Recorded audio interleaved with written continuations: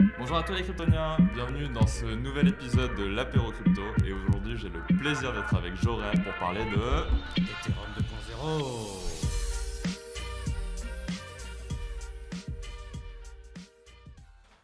Bon, Jorel, est-ce que tu peux nous expliquer rapidement qu'est-ce que c'est Ethereum 2.0? Ok, alors déjà on va commencer par parler de ce qui est Ethereum. Ouais, c'est quoi Ethereum? Dans un premier temps. Donc en fait Ethereum c'est un système décentralisé en fait qui s'apparenterait à un supercomputer décentralisé. Donc en gros aujourd'hui les gens ils ont des laptops, ils ont des ordinateurs, ils ont des desktops, des serveurs et toutes ces entités en fait sont centralisées. Ce que Ethereum a voulu faire en fait en 2014 c'est de créer en fait un système décentralisé sur lequel plein de développeurs pouvaient développer des apps, développer des programmes et développer des solutions en fait informatiques sur un réseau décentralisé qui s'appelle Ethereum. Donc en gros, Ethereum, dans le mot Ether, tu as Ether qui est un gaz. Ouais. Donc en gros, il faudrait visualiser cet ordinateur décentralisé comme une sorte de nuage en fait sur lequel plein de gens peuvent développer sur ce même système et essayer en fait de créer des applications décentralisées qui sont beaucoup plus sécurisées que sur un système centralisé. Voilà, donc ça c'est à peu près la finalité derrière Ethereum. Et donc, en partant de ce principe-là, Ethereum serait donc un ordinateur décentralisé qui serait utilisé pour à peu près gérer tout type d'applications sur toutes les industries possibles. Donc ça peut être le transport, ça peut être la finance, ça peut être l'IT, l'IoT, l'AI et ce genre de choses. Donc ça c'est la base sur Ethereum 1.0. Ok. Mais du coup, là, si on a besoin d'un Ethereum 2.0, c'est qu'il y a des problèmes sur le... Enfin, il y a des problèmes à régler sur Ethereum 1.0. Donc est-ce que tu peux nous présenter, enfin, c'est quoi les problèmes là actuellement? Ok, alors en fait sur Ethereum, on va dire qu'il y a trois principaux problèmes. Le premier problème en fait sur Ethereum, c'est le coût du gaz. C'est-à-dire que Ethereum, afin de faire ses transactions, a besoin de ce qu'on appelle en fait du proof of work. Donc en fait c'est de la preuve de travail qui permet en fait de faire tourner des supercomputers sur le réseau Ethereum. Et en raison de cette preuve de travail, en fait, il y a beaucoup de mineurs qui doivent développer de la puissance computationnelle pour gérer les transactions et valider en fait les transactions qui sont faites sur le réseau. Comme Bitcoin, quoi. Voilà, exactement la même chose. Sauf que le problème, c'est que Ethereum, étant donné que le réseau peut gérer entre 7 et 15 transactions par seconde. Le prix du gaz est assez élevé. Et surtout, en fait, on a vu en 2017 cette application qui s'appelait CryptoKitties, qui a complètement congestionné le réseau. Et donc, justement, le principal problème en fait, d'Ethereum, c'est que les frais de transaction sont trop chers alors qu'il est pour pouvoir vraiment scaler, avoir un réseau qui soit efficient en matière de coût. Ok. Donc ça c'est le premier problème. Le deuxième problème aussi, c'est que Ethereum, au niveau de la vitesse du réseau, Ethereum ne peut pas gérer des transactions aussi rapides que d'autres blockchains ou d'autres systèmes en fait dans la finance, on va dire 1.0. C'est-à-dire qu'aujourd'hui Ethereum peut gérer entre 7 et 15 transactions par seconde. Ok. À cause de ça, en fait, on est très très loin en fait de pouvoir utiliser Ethereum pour la finance, pour l'IoT, pour les AI, pour plein d'applications comme ça. Donc ça c'est le deuxième problème.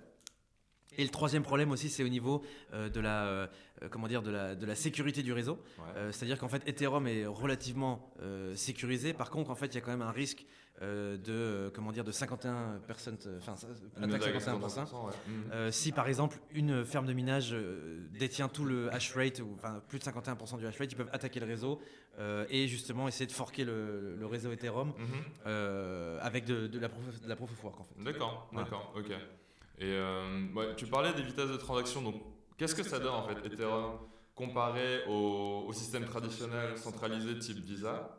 Et qu'est-ce que Ethereum 2.0 va apporter justement à ces vitesses de transaction? Alors en fait sur Ethereum, ce qui se passe c'est que donc la blockchain c'est quelque chose qui est assez nouveau. Ethereum ça a été créé en 2014 Ouais. et le principal problème en fait d'Ethereum c'est la vitesse. Alors ce qu'il faut savoir c'est que la première blockchain qui a été mise en place en fait sur le réseau, en 2009, c'était Bitcoin. Donc Bitcoin pouvait gérer à peu près entre 3,3 et 7 transactions par seconde. Et Ethereum, justement, a réussi à atteindre en fait une vitesse entre 10 et 15 transactions par seconde. D'accord. Si on doit comparer ça avec les systèmes traditionnels, par exemple comme Visa, normalement, aujourd'hui, ça peut gérer entre 24 000 et 65 000 transactions par seconde. Ok. Et en vrai, en fait, si tu veux, ça c'est l'utilisation maximale en fait du réseau. Mais en vrai, ce qui se passe, c'est que Visa peut gérer entre 1700 et 4000 transactions par seconde en moyenne 1700 transactions par seconde. Ouais. Et au maximum en pic, ça pourrait 4000. Donc D'accord. si on rapporte ça à Ethereum et Bitcoin, en fait, là pour l'instant, dans l'état actuel des choses, Ethereum ne peut surtout pas rivaliser avec Visa en D'accord. raison de la vitesse du réseau. Ok. Voilà, donc ça c'est pour vraiment mettre comment dire, en exergue, on va dire, la vitesse de Ethereum. Et surtout, par exemple, si on doit utiliser, par exemple, une blockchain pour gérer des transactions IoT ou AI, par exemple, tout ce qui est autonomous driving et ce genre de choses, il faudrait en fait avoir une vitesse de transaction qui serait plutôt avoisinant en fait les 30 000 voire 50 000 de transactions par seconde. D'accord. Donc voilà. Mais pour l'instant, le premier objectif en fait, c'est vraiment d'arriver au niveau de Visa, Visa qui est entre 1700 et 4000 transactions par seconde. Ok. Et qu'est-ce qui va être implémenté justement pour ça? Alors pour Ethereum, ce qui se passe, c'est que Ethereum a une roadmap en fait qui est assez comment dire structurée. Ouais. C'est-à-dire qu'en fait, là pour l'instant sur Ethereum, on est encore sur l'itération 1.0. D'accord. Ce qui va se passer à partir de juillet 2020, ça va être en fait le lancement d'Ethereum 2.0. Alors, ce qui va se passer, c'est qu'aujourd'hui, on a Ethereum qui est dans l'état, qui est une proof of work blockchain. Et à partir de 2.0, en fait, Ethereum va vouloir transitionner vers un autre type d'algorithme qui va être le proof of stake. D'accord. Donc le proof of stake va complètement changer l'algorithme de minage d'Ethereum parce qu'en fait aujourd'hui on est sur du proof of work, donc on va miner en fait des Ethereum par bloc, donc je crois que c'est deux Ethereum par bloc qui sont minés en ce moment. Et quand on va lancer sur Ethereum 2.0 en fait la proof of work va être transférée sur un autre type de réseau qui va être le proof of stake et qui va être implémenté via une solution qui s'appelle Casper. Ok. Donc en gros, Casper va justement introduire en fait ce qu'on appelle en fait la beacon chain. Donc la beacon chain, ça va être en fait une chaîne qui va relier Ethereum 1.0 à Ethereum 2.0 et qui va permettre en fait de faire un passage en douceur vers le proof of stake. Ok. Et justement, Ethereum 2.0 va commencer avec un hard fork qui va s'appeler Serenity D'accord. et normalement qui doit être lancé normalement à fin juillet 2020 qui coïnciderait en fait avec les 5 ans d'anniversaire de la création d'Ethereum. D'accord. Attends, là juste pour résumer les choses, donc Serenity, ça va être le nom du hard fork. Voilà. Et Casper, Alors en fait Serenity c'est le nom donc du comment dire de l'étape dans le développement d'Ethereum. Ok. Et justement Serenity va introduire en fait ce qu'on appelle la beacon chain, donc qui va permettre de transitionner de proof of work à proof of stake. Et une fois qu'on sera sur proof of stake, c'est Casper qui prendra le relais pour justement gérer l'algorithme en fait de minage de Ethereum sur des proof of stake. Très bien. Ensuite, donc ça c'est la phase, ce qu'on appelle 0. Donc la phase 0, on a déjà une timeline en fait qui a été balancée à demi-mot par Vitalik. D'accord. Donc Vitalik en fait a annoncé que la phase 0, donc qui serait Serenity avec Beacon Chain et transition vers Proof of Stake, ça arriverait vers 31 juillet 2020. Ok. Qui a été bien sûr réfuté en fait par les développeurs et ensuite par Vitalik qui n'avait apparemment pas compris la question de CoinDesk sur cette timeline. Donc ça c'est la phase 0. Donc on va dire c'est Ethereum 2.0 phase 0, ça va être Serenity, Beacon Chain et mouvement vers migration vers la Proof of Stake. Ensuite, il va y avoir une deuxième phase qui va s'appeler la phase 1 et qui va s'appeler en fait Ethereum Sharding. Donc Ethereum Sharding, à mon avis, je pense qu'on verra pas Ethereum Sharding avant 2021 voire 2022. D'accord. Et Ethereum Sharding en fait consiste en un processus en fait qui va permettre de diviser la validation des données au lieu de en fait par exemple parce qu'aujourd'hui toutes les transactions sont validées sur Ethereum par tout le monde, tous les validateurs. D'accord. C'est-à-dire que pour qu'un bloc soit propagé dans la blockchain, il faut qu'il soit validé par tout le monde. Là en fait sharding ça vise en fait à diviser les validations sur 64 shards. Donc ça veut dire que tu auras 64 shards différents sur lesquels en fait tu pourras avoir peut-être 2 ou 3 nodes qui vont valider les transactions sur des shards et qui ensuite vont réintégrer ces transactions sur la blockchain Ethereum. D'accord. Ça veut dire qu'en gros sur la phase 1 quand on aura le sharding qui va être implémenté, on va pouvoir multiplier la vitesse proportionnellement au nombre de shards qui sont sur le network. D'accord. Ça veut dire que là, en fait, Ethereum va commencer avec 64 shards. Donc ça veut dire qu'on aura une vitesse qui va être augmentée par 64 fois sur le réseau Ethereum. Donc si on part, par exemple, on va dire qu'aujourd'hui, le réseau Ethereum est à 10 transactions par seconde. Une fois qu'on aura les 64 shards, on pourra avoir une vitesse de transaction à 640 transactions par seconde. D'accord. Et ensuite, on a une deuxième phase, donc qui va être en fait la phase 2 en fait, mais qui va être, c'est la troisième phase en fait, on va dire, mais ça va s'appeler la phase 2 parce qu'en fait phase 0 c'était Serenity, phase 1 c'était Ethereum Sharding et phase 2 c'est dans ce qu'on appelle le EWASM, donc le WASM. C'est ce qu'on appelle le Ethereum Flavored Web Assembly.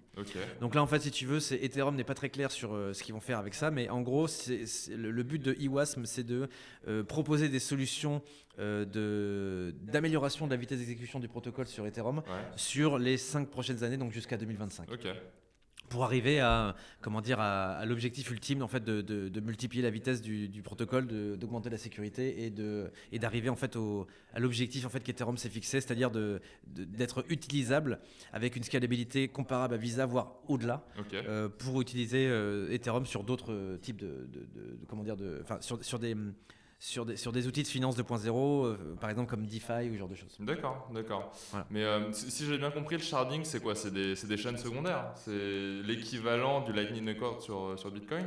Alors non, en fait le sharding, ce qu'il faut savoir, c'est que ça n'a rien à voir avec ce qu'on appelle Lightning Network sur Bitcoin. Parce qu'en fait, Lightning Network sur Bitcoin, c'est ce qu'on appelle en fait une second layer solution.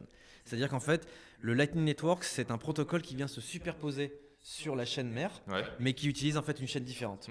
Alors Ethereum, en fait, au niveau du sharding, ce qu'ils vont faire, c'est que eux, ils vont plutôt diviser la validation sur la chaîne Ethereum 2.0 entre différents shards. Donc ça veut dire qu'en fait, si tu veux, tu as des nodes sur Ethereum, et en fait, ces nodes vont être regroupés en plusieurs groupes. Mais par contre, la validation va se faire quand même sur la chaîne Ethereum.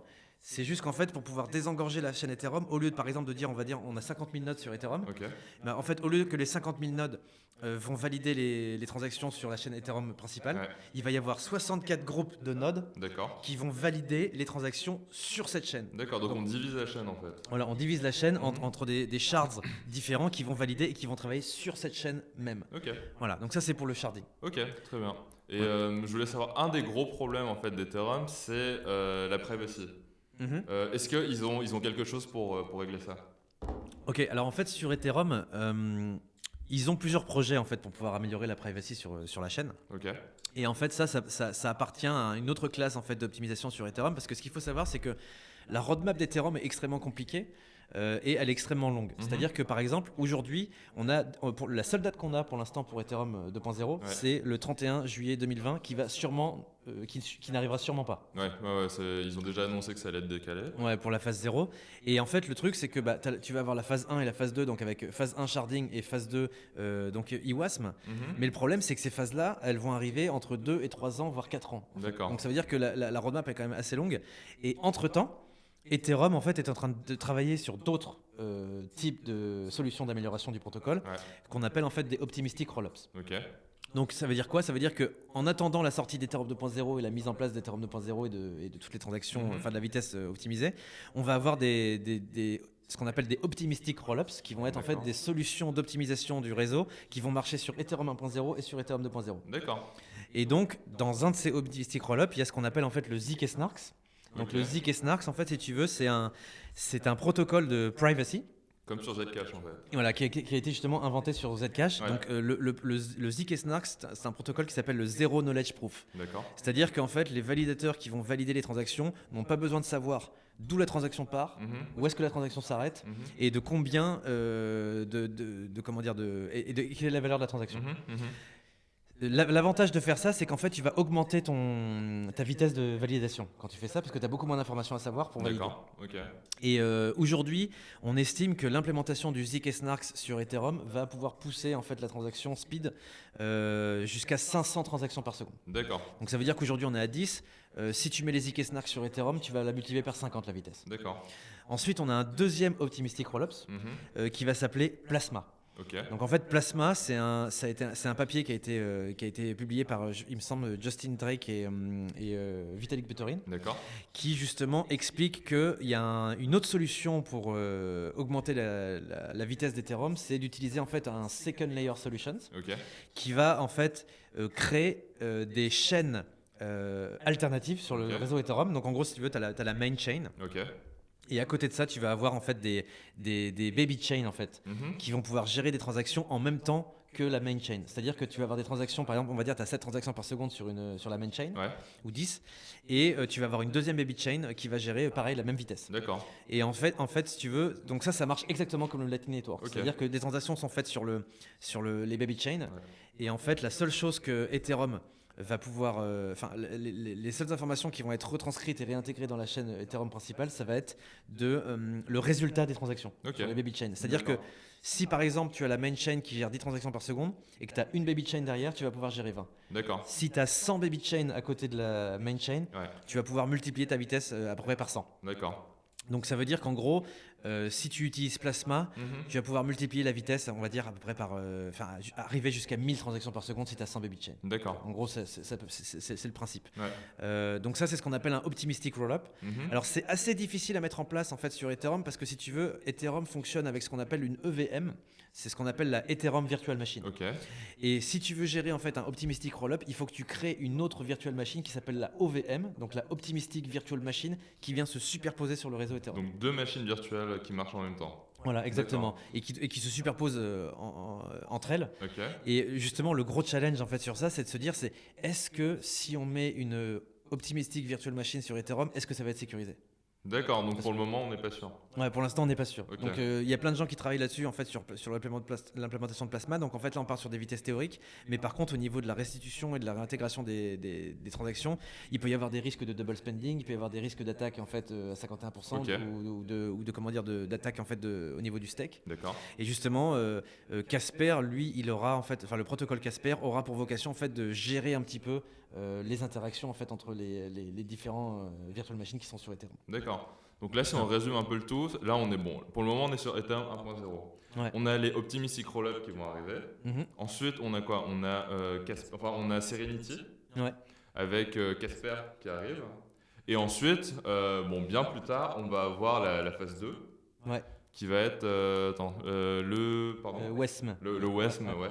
Ok. Ouais, voilà. Donc Et en ça, fait, c'est la timeline. voilà, exactement. Et en fait, ce qui se passe, c'est que Vitalik, il sait que ça va prendre 5 ans. Pour D'accord. arriver sur Ethereum 2.0 pour avoir tout en place. Au moins. Par contre, voilà, ce qui est bien, c'est qu'il y a des gens qui travaillent sur un moyen d'améliorer le protocole Ethereum 2.0, D'accord. enfin 1.0 déjà, et de balancer des innovations qui vont être transposables sur Ethereum 2.0. Ok.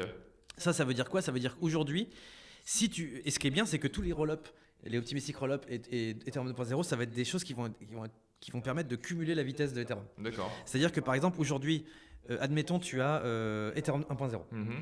On gère à peu près 10 transactions par seconde. Tu mets les ZK Snarks dessus, Ouais. déjà tu multiplies la vitesse par 50. Ok, donc en gros, ça veut dire que tu as 10 transactions par seconde multipliées par 50, ça fait 500 transactions par seconde. Ouais. Derrière, si tu mets Plasma, Ouais. et que tu as un optimistic rollup en fait, qui permet de créer des sidechains, on va dire que tu vas créer 100 sidechains de plus. Ça veut dire que tu auras déjà un Ethereum 1.0 avec 10 transactions par seconde. Tu ajoutes les ZK Snarks sur ces transactions-là, Ouais. tu as 500 transactions par seconde. Ouais. Tu multiplies par 100 baby chains qui sont derrière, ça veut dire que tu as 500 transactions par seconde multipliées par 100. Ouais. Donc ça veut dire que là, tu arrives à 50 000 transactions par Ouais. seconde. Et ensuite, une fois que tu envoies ça avec du sharding, Ouais. donc sur Ethereum 2.0, ça veut dire que tu as 50 000 transactions par seconde qui vont être multipliées par 64. D'accord. Donc ça veut dire que 50 000 transactions par seconde, tu multiplies par 10, ça fait 500 000. Ouais. Et si tu multiplies par 64, on va dire 60, ça veut dire que tu as à peu près 3 millions de transactions par seconde. Ouais. 3,6 millions en fait, on va dire, quelque chose comme ça. Donc ça, c'est la finalité de Ethereum 2.0. D'accord. Par contre, la difficulté, c'est que est-ce que toutes ces innovations-là qui vont être sur le protocole Ethereum vont pouvoir marcher de concert? Et est-ce que la vitesse va effectivement être multipliée pour arriver sur ce niveau-là? Sachant que là, en fait, on a plein de pistes d'amélioration du protocole Ethereum. Ouais. Et le premier step, c'est vraiment d'arriver sur le niveau de Visa. D'accord. Donc D'accord. 1700, entre 1700 et 4000 transactions par seconde. Ok. Ok. La deuxième chose aussi qu'il faut savoir, c'est que quand Casper va être mis en place sur Ethereum, Ouais. ils vont déjà résoudre plein de problèmes. Le premier problème, comme j'ai expliqué au début, c'est le prix des gaz. D'accord. Donc en fait, vu que tu as de la proof of work, tu as des gens qui travaillent, il faut du gaz pour rémunérer les mineurs pour les transactions. Ouais. Et en fait, quand on va passer sur du proof of stake, tu n'auras plus de frais. Ok. Donc ça veut dire que tu vas arriver sur un système qui va être complètement concurrent de iOS, où iOS en fait peut gérer des transactions sans aucun frais. Et la façon pour laquelle les mineurs vont pouvoir se rémunérer, parce qu'il faut quand même qu'il y ait un incentive derrière les mineurs, Ouais. ça va être en fait le fait de devenir des nodes avec des validateurs qui vont en fait avoir 32 Ethereum en fait dans chaque node, Ouais. et qui vont avoir en fait bénéficier en fait du stacking sur Ethereum, D'accord. qui leur permettra de gagner à peu près 2-3% d'Ethereum par an. Donc ça en fait c'est un changement du modèle économique sur Ethereum, D'accord. qui va permettre en fait de garder un incentive pour les mineurs pour continuer à miner de l'Ethereum. Voilà. Ça, c'est Ok. à peu près ça. Et juste comme ça, là, pour le moment, c'est quoi la blockchain avec la vitesse de transaction la plus rapide? Ok, alors en fait, il y a plusieurs blockchains qui sont en train de se concurrencer en fait pour savoir qui va le plus vite. Ouais. En ouais, fait, ouais. c'est un petit peu pour savoir qui c'est qui est la plus grosse. Voilà, tu vois, qui c'est qui est la plus rapide. Voilà, Je comprends. exactement. Donc en gros, si tu veux, aujourd'hui, on a plusieurs noms. Alors on a Nano. Donc Nano, c'est anciennement Rayblox. Une petite shitcoin. Voilà, un petit shitcoin tranquille, voilà, qui s'est fait hacker plusieurs fois, hein, c'est pas mal. Donc en fait, Nano arrive à une vitesse à peu près de 9000 transactions par seconde. D'accord. Derrière, on a iOS. Ok. Donc iOS apparemment pourrait gérer entre 3000 transactions par seconde. Avec le testnet de Jungle, qui est un autre protocole en fait sur iOS, ils peuvent gérer à peu près 9000 transactions par seconde. D'accord. Et alors pour l'instant, on va dire la chaîne qui a le plus de use case et qui est le plus proche en fait de pouvoir détrôner Visa, pour l'instant c'est Ripple. Non. Si. Parce qu'en fait, Ripple en fait peut gérer à peu près 1700 transactions par seconde. Ah ouais. Ok. Et l'avantage sur Ripple, c'est qu'en fait, si tu veux, ils ont déjà Xrapid qui fonctionne. D'accord. Et ils peuvent gérer en fait non seulement autant de transactions que Visa, mais en plus ils peuvent gérer en fait un volume de transactions financières qui est quand même énorme. D'accord. Ce qu'il faut savoir, c'est que Visa, il processe à peu près 1,7 trillion de dollars par jour Ok. de transactions et Ripple est autour de 200 milliards. D'accord. Donc c'est normal, c'est pas le même use case. Ouais, bien sûr. Parce qu'en fait, Ripple, c'est plutôt du interbanking, ce genre de choses. Mais en matière de vitesse, en fait, pour l'instant, le plus proche, c'est Ripple. D'accord. Et donc voilà, donc on a Ripple, on a iOS, on a Nano. Après, il y a plein de projets en fait qui disent qu'ils peuvent gérer 20 000 transactions par seconde. Donc par exemple comme Tron, tu vois. Ouais. Donc Tron en fait avait dit voilà, on peut gérer 20 000 transactions par seconde, sauf que au final, Justin il nous l'a fait la Justin. Hein. En fait, il a oublié un zéro. Enfin, il a mis un zéro en trop. Tu vois. Donc en gros, ils sont à peu près à 2000 quoi. D'accord. Mais le problème sur Tron, c'est que le use case c'est plutôt en fait pour des applications de gambling, pour tout ce qui est casino, ce genre de choses. Ouais. Donc le problème, il est vraiment au niveau du use case, ce genre de choses. L'avantage sur Ethereum, si tu veux, c'est que depuis 2014, la fondation Ethereum en fait a quand même pas mal de contrats avec des gouvernements, avec la Russie, avec pas mal de ministères, choses comme ça. Donc ils ont déjà le pool de clients qui sont capables d'utiliser Ethereum. Par contre, le seul truc qui leur manque, c'est la scalabilité. Ok. Et ce qui va se passer, c'est que si Ethereum réussit dans sa scalabilité, ça veut dire que toutes les autres blockchains elles vont aller à la poubelle en fait quelque part. Ouais. Tu vois, donc tu as tous les noms, genre les Harmony, les Fantômes, les comment ça s'appelle ça, les fusions, les trucs comme ça. Donc pour l'instant, les technologies ont l'air de d'être ce qu'on appelle des Ethereum killers. Là pour l'instant le problème c'est que les technologies sont en train de se développer, mais t'as pas forcément de use case. D'accord. Par exemple, je vais prendre Fetch AI. Tu vois, Fetch AI, c'est une blockchain qui a été créée sur Binance. En fait, il y a une IO sur Binance. D'accord. Et Fetch AI, c'était un projet, en fait, si tu veux, de blockchain qui pouvait gérer, en fait, si tu veux, les interactions sur les smart cities, les smart homes, tout ce qui est IoT. D'accord. Et justement, Fetch AI dit voilà, ok, nous, on peut gérer en fait à peu près 30 000 transactions par seconde. Le problème, c'est qu'ils n'ont pas de clients. Donc en fait, là, pour l'instant, on est vraiment au tout début au niveau des technologies.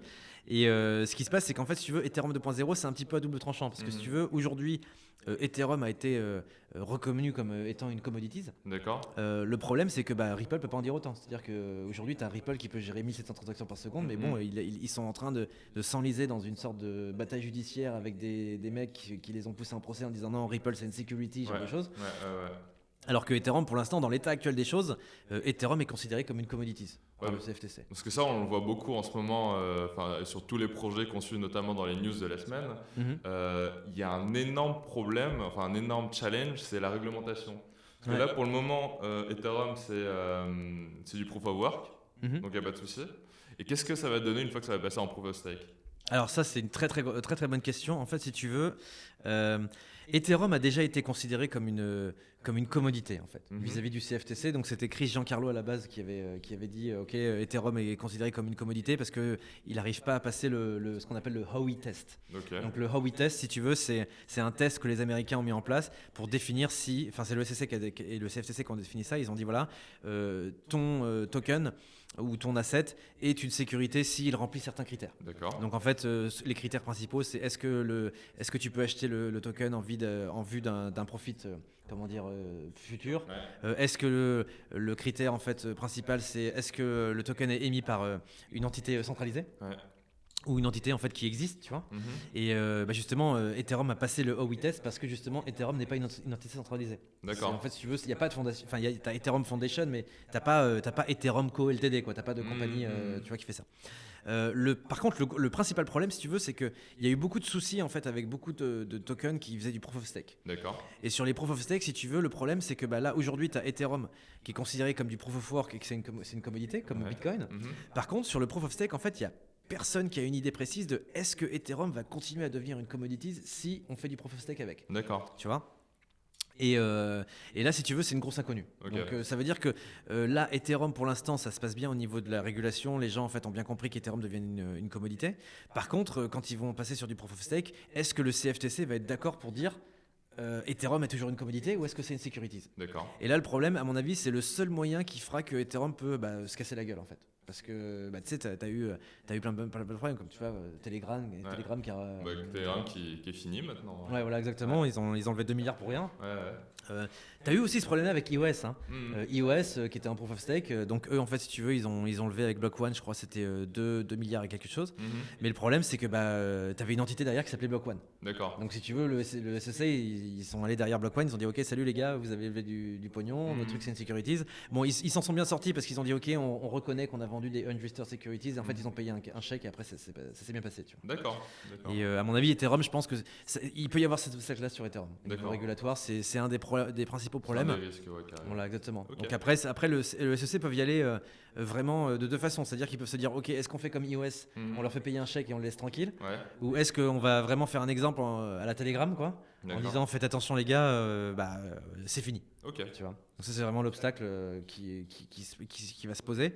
Mais d'un point de vue technique, en fait, au niveau Ethereum, je pense que Ethereum est quand même le concurrent le plus sérieux en fait dans l'industrie qui peut justement avoir une solution qui va augmenter en scalabilité et justement après pouvoir servir des clients qui sont en attente en fait de cette scalabilité en fait sur Ethereum. Parce qu'on voit qu'il y a beaucoup de projets là qui sont développés. Là on est en Chine. On voit les projets avec Tesla, avec les autorités du port de Shanghai, etc., qui sont montés sur Ethereum aussi. Ouais. Donc c'est vrai qu'il y a pas mal de projets en ce moment. Ouais, exactement. Ouais. Et en plus, c'est vrai que là, on va arriver sur une nouvelle ère au niveau du data. On va arriver sur l'AI, sur tout ce qui est autonomous driving et ce genre de choses. Et là, pour l'instant, dans l'état actuel des choses, Ethereum ne peut pas gérer ce genre de transactions. D'accord. Donc en gros, il faut attendre que Ethereum scale et voir un petit peu si Ethereum peut être implémenté sur déjà dépasser la vitesse de Visa et proposer des services aussi rapides que Visa sur le DeFi par exemple, parce que quand même Ethereum c'est quand même le backbone de tout ce qui est DeFi avec DAI, avec MakerDAO, tout ça. Et ensuite voir si Ethereum peut être utilisé sur des applications plus vastes comme tout ce qui est Smart City Management, tout ce qui est IoT, AI, ce genre de choses. D'accord. Voilà. Mais pour l'instant, c'est vrai qu'il y a du progrès sur Ethereum. En plus, ce qui est assez intéressant, c'est que Ethereum à la base, c'est pas un truc qui est quand même hypé à mort. Hein. Ethereum communique très peu en fait sur leurs implémentations. Ouais. Et là, si tu veux, je pense que la date butoir, c'est de savoir en fait est-ce que Ethereum 2.0 va sortir en juillet ou pas. En fait, c'est vraiment ça. Mais voilà, là, ce qui est bien, c'est qu'on voit des choses bouger sur Ethereum. Il y a de la news, donc je pense qu'il faut attendre de voir ce qui va se passer. Ok. Bon, je pense que on a eu pas mal d'infos aujourd'hui déjà sur Ethereum 2.0, donc merci Jorel. Pas de souci. Et surtout, si vous avez encore des questions sur Ethereum 2.0, n'hésitez pas à lâcher un commentaire là dans la section en bas. Et voilà, on en parlera dans le prochain apéro crypto. Bon. Merci beaucoup. Allez. On fait comme ça. Bon, tu sais.